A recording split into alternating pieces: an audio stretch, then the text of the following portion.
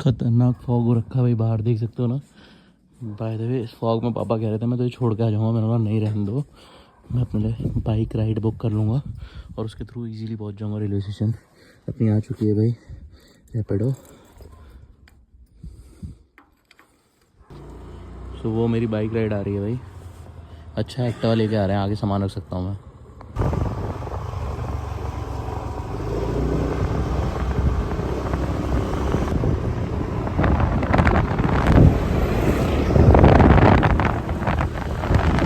कमी बंदे बताती है, वैसे मरे बहुत ज़्यादा।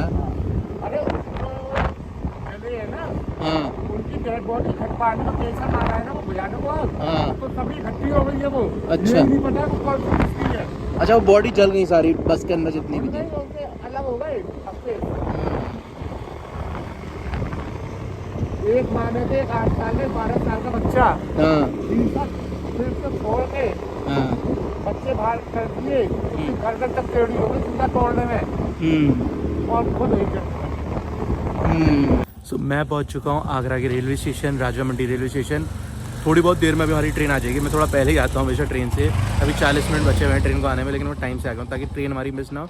इवन कई बार राइड वाले भी ऐसे आते हैं ना, वो अच्छे नहीं होते हैं, तो उसके वजह से भी। बाय द वे जब हम रास्ते में आ रहे थे तब भैया हमें बता रहे थे जो रिसेंटली एक्सीडेंट हो रहा है ना रोड पे, जिसकी वजह से मैंने ट्रेन बुक करी है, तो उन एक्सीडेंट के बारे में डिस्कस कर रहे थे भाई। अर्ली इन द मॉर्निंग यहाँ से बस निकली थी सुबह 6 बजे और वो दिल्ली पहुँचने जाए रास्ते में ही जल गई भाई। तो वो सारे इंसिडेंट बता रहे थे जो हुए हैं। और बहुत सारी ऐसी गाड़ी वाले हैं जिनका नाम भी नहीं पता, वो लोग मरे हैं। जो छोटी गाड़ी वाले वो तो काउंट में नहीं हुए, लेकिन जो बड़ी बस जली है ना तो वो काउंट में ज़रूर हुई है और उसके अंदर बहुत सारे लोग मर गए। तो वो उसी के बारे में डिस्कस कर रहे थे भाई।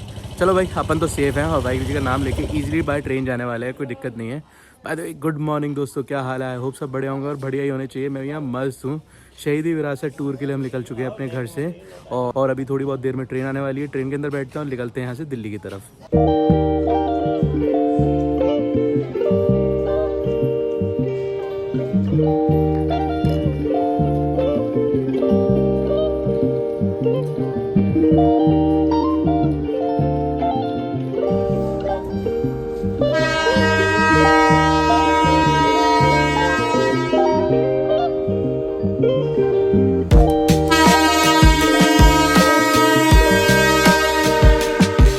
फाइनली अपनी ट्रेन आ चुकी है, चढ़ते हैं अंदर और फिर मिलते हैं आप लोगों से।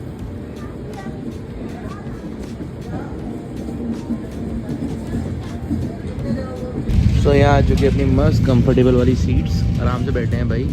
बाकी अपनी ट्रेन भी निकल पड़ी है दिल्ली की तरफ। स्पीड भी 60 अबव है भाई।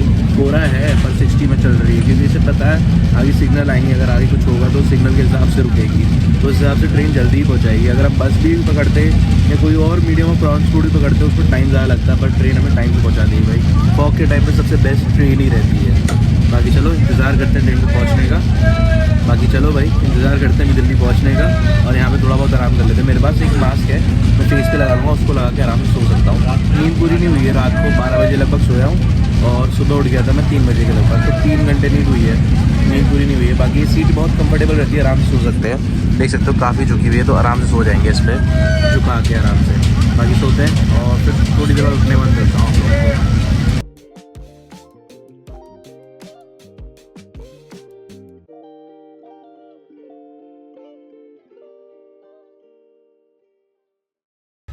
तो यहाँ चेकआउट करो भाई, सुबह के 11:30 बज चुके हैं भाई और अभी हम दिल्ली पहुँच चुके हैं। दिल्ली के अंदर पहुँच के भी ना फॉग हल्का फुल्का यहाँ दिख ही रहा है, वो फॉग नहीं पोल्यूशन है खैर। बाय द वे ट्रेन हमारी थोड़ी डिले चल रही है, पूरे 2 घंटे डिले चल रही है। फॉग था ना इसके लिए थोड़ा डिले चलेगी भी, पर ठीक है कोई दिक्कत नहीं। हम तो बैठे बैठे आए, पूरे रास्ते में सोता रहा, आराम से नींद पूरी हो चुकी है और अभी हम दिल्ली एंटर कर चुके हैं। बस थोड़ी बहुत देर में न्यू दिल्ली रेलवे स्टेशन पहुँचेंगे। इस ट्रेन से उतरेंगे, दूसरी ट्रेन खड़ी हुई उसमें जाके चढ़ना है बस हमने, कि वो वहीं से स्टार्ट होती है दिल्ली से और यही दिल्ली में जाके ख़त्म होती है। तो थोड़ा सा बस प्लेटफॉर्म चेंज करना है और कुछ नहीं, ये चीज़ अच्छी है। By the way direct train नहीं मिल रही थी मुझे आगरा से अनंतपुर के लिए, और दिल्ली से ऑप्शन मिल रहा था इस ट्रेन का, जो दूसरी वाली ट्रेन जिसमें हम जाएंगे, तो दोनों में अवेलेबिलिटी थी। तो फिर मैंने सोचा भाई जिसमें ट्रेन में अवेलेबिलिटी है वही बुक कर लो। इस टाइम पीरियड में ना अनंतपुर साहिब की तरफ ना बहुत ज़्यादा लोग जाते हैं, तो उस वजह से भीड़ बहुत ज़्यादा होती है, इसलिए जिनमें अवेलेबल हो वही टिकटें ज़्यादा सही है।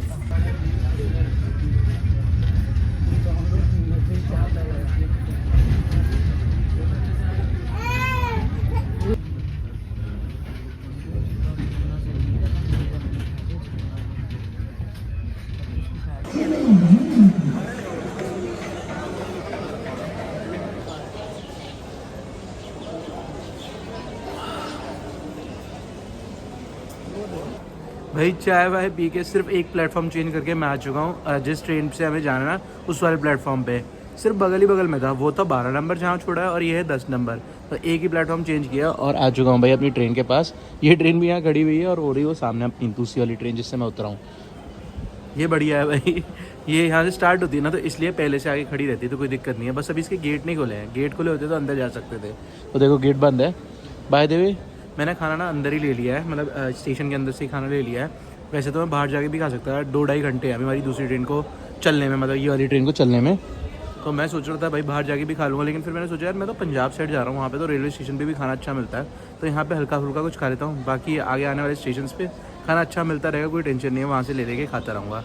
और बाहर गया और आया, लेट हुआ, थकूँगा और बैग भारी उठा के जाऊँगा तो उससे अच्छा है मैं स्टेशन में ही रहूँ, तो ज़्यादा बढ़िया रहेगा भाई। बाकी तब तक इंडियन रेलवे का ये खाने का डिब्बा पूड़ियों के साथ मुझे मिल चुका है। इससे खाना खा लेते हैं थोड़ा बहुत। वैसे पूरी पेट पूजा तो नहीं, लेकिन थोड़ी बहुत पेट पूजा हो जाएगी इससे। 2 बजे जाके गेट खुले हैं भाई। पूरे 2 घंटे में बाहर ठंडे फट्टे पे बैठा रहा था। बहुत ठंड लग रही थी वहाँ पे। और नॉर्मली मैं आपको बता दूँ ना, इस वक्त ना ठंड काफ़ी ज़्यादा बढ़ गई है। अभी ट्रेन के अंदर सारे लोग भर रहे हैं। ट्रेन तब भी थोड़ी गर्म लग रही है, लेकिन बाहर बहुत ठंड लग रही थी। मैं राजस्थान में था ना, वहाँ इतनी ठंड नहीं थी, पर अभी राजस्थान से जैसे ही पंजाब की तरफ जा रहा हूँ यहाँ ठंड काफ़ी बढ़ गई है। प्लस एक कोई चीज़ मुझे ये भी फील हो रही है, धीरे धीरे ठंड भी बढ़ रही है। और ये जो महीना है ना, पो का महीना है और पंजाब की साइड जा रहा है, वहाँ ठंड बहुत ज़्यादा होती है। तो खतरनाक हाल होने वाला है भाई।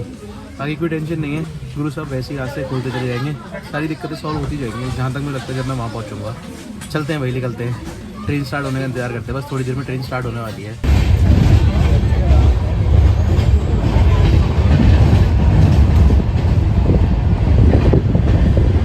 अरे बाप रे, यूपी साइड में चल रहा था तो कंफर्टेबल था, लेकिन जैसे ही पंजाब साइड में आया तो यहाँ पे तो खाते पीते करके लोग आ गए। अब तो स्पेस भी नहीं बची, मैं तो बिल्कुल चिपक के बैठा हूँ।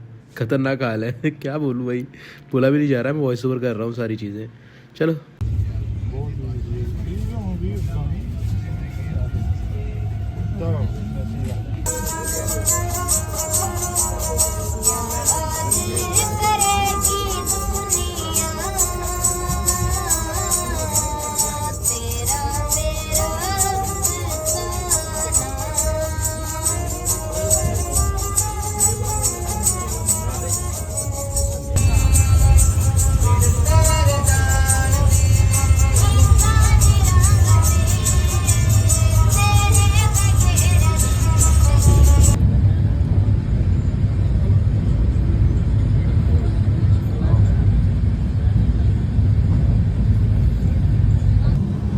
भाई सच्ची हालत काफ़ी ख़राब हो गई। मुझे लगभग हुआ है 14 से 15 घंटे भाई ट्रेन के अंदर। हालत बहुत ख़राब हो चुकी है। बैठे बैठे सिटिंग पोजीशन में बहुत दिक्कत होती है।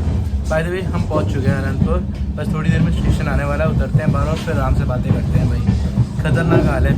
मैं आप लोगों को बताऊँ, मैं इतना अनकम्फर्टेबल था कि मेरा मन भी नहीं कर रहा था उठ के मैं जाके खाना ले आऊँ। मुझे भूख लग रही थी लेकिन मैं उठ के गया ही नहीं भाई। ये सीटें आपने देखी होगी बिल्कुल टाइट हो गई थी। चक्कर गया था जैसे ही हम पंजाब वाले साइड एंटर हुए तो यहाँ तो सारे लोग खाते पीते होते हैं, तो स्पेस चेयर्स में और कम हो जाती है। तो ऐसा कुछ हुआ भाई। बाकी स्टेशन पहुँच चुका है, उतरते हैं और फिर आपसे बातें करते हैं।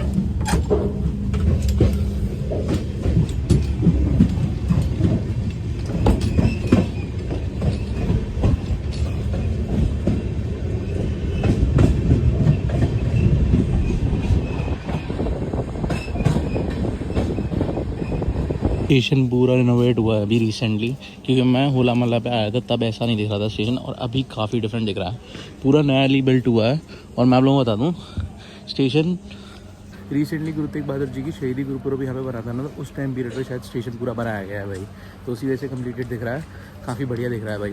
चलो भाई चलते हैं बाहर की तरफ। अनएक्सपेक्टेडली पूरा रेलवे स्टेशन खाली पड़ा है भाई। मुझे एक्सपेक्टेड नहीं था कि इतना खाली देखने को मिलेगा भाई। नॉर्मली शहीदी रोड मेला स्टार्ट होने वाला है और मुझे लगा था भीड़ भाड़ बहुत होगी इसलिए मैं टेंट भी साथ लेके आया था। पर ठीक है यार, इतनी भीड़ नहीं है यहाँ पे, इतनी दिक्कत भी नहीं है। पूरा रेलवे स्टेशन साफ़ है भाई। निकलते हैं बाहर। सन्नाटे पड़े हुए रेलवे स्टेशन के बाहर भी। सो ये रहा मेन गेट, पूरा गुरुद्वारा साहिब जैसे ही बना हुआ है गेट, और पूरा रेलवे स्टेशन भी। आप लोगों को बता दूं, बिल्कुल सन्नाटा तो मुझे इसलिए समझ में आ रहा है क्योंकि यहाँ की जगह लोग शायद चमकौर साहिब और फतेहगढ़ साहिब और सरहंद की तरफ, गुरुद्वारे की तरफ ज़्यादा रुकते होंगे, वहीं ज़्यादातर लोग जाते हैं। यहाँ देखो बिल्कुल सन्नाटा है। नॉर्मली यहाँ मार्केट लगी रहती है, पर अभी बिल्कुल सन्नाटा है भाई। और जहाँ तक मुझे ये लगता है ये सन्नाटा शायद कल और रहेगा, परसों तक तो यहाँ भीड़ हो जानी चाहिए, क्योंकि जो गुरु साहिब जी थे ना, उन्होंने जो किला छोड़ा था तो वो जगह जो है ना वो जस्ट इसके बैक साइड में है, केसगढ़ साहिब के जस्ट बैक साइड में है गुरुद्वारा किला साहिब।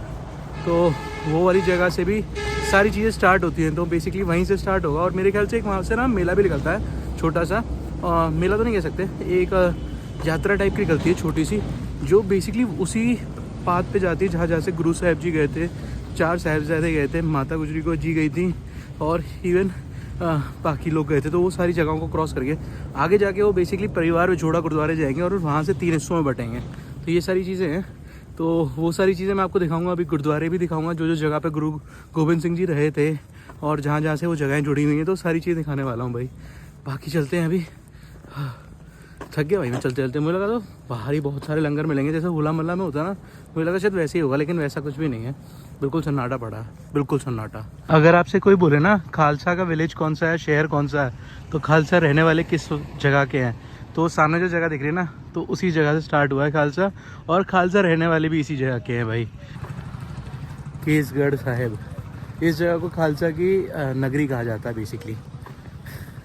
बहुत ब्यूटीफुल नज़र आती है हमेशा ही। यहाँ जितने भी गुरुद्वारे आपको देखो ना, थोड़े से हाइट पे देखेंगे भाई। टाइम पे यहाँ पे ना पहाड़ियाँ रहती होंगी भाई, पक्की बात है, तभी ये देखो ना सारी जगहें ऊंची ऊंची थां पे बनी हुई हैं।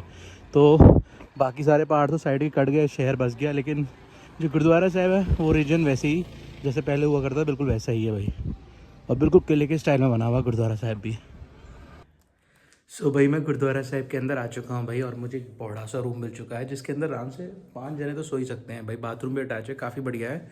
हैरानी की बात यह है कि जब मैं आ रहा था तब मैंने सोचा था भीड़ बहुत ज़्यादा होगी, क्योंकि शहीदी जोड़ मेला उस टाइम में भीड़ होती है, पर शहीदी जोड़ मेला ना 21 तारीख को स्टार्ट होगा और मैं थोड़ा पहले आया हुआ हूँ उससे।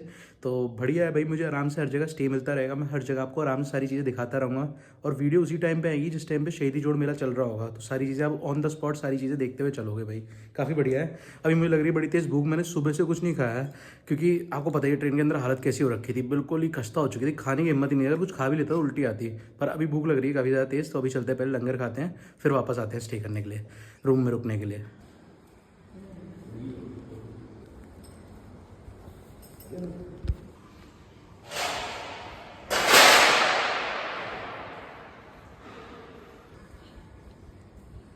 फाइनली मैं खाना खा के वापस लौट चुका हूँ भाई। अभी पेट पूजा भी बढ़िया तरीके से हो चुकी है, रूम भी मिल चुका है, सारी चीज़ें बढ़िया हो चुकी हैं।